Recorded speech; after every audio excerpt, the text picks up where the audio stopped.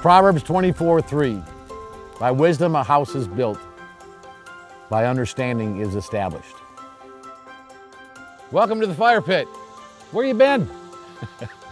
Actually, that's on me. It's been a while since we've been by the Fire Pit, mainly because my wife and I have decided, after living in a house for 38 years, that it finally needed some work.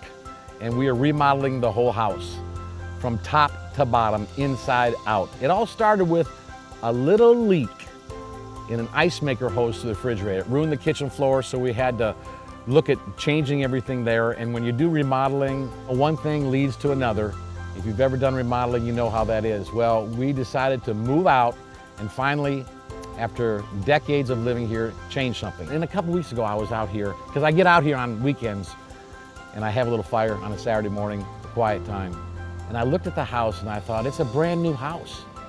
I mean, it's new roof, new windows, new siding, everything.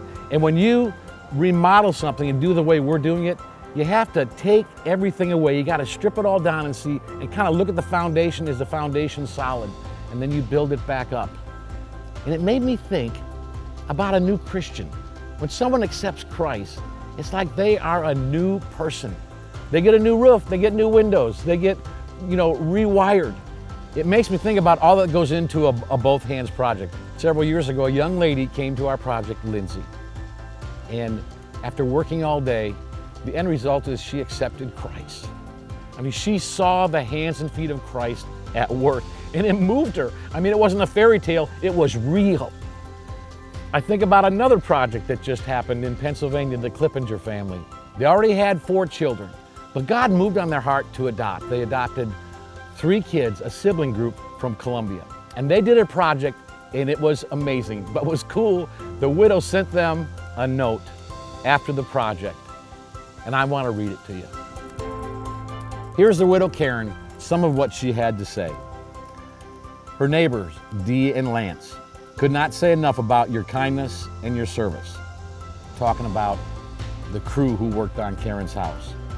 They said, even the kids worked hard all day. I've never seen anything like it.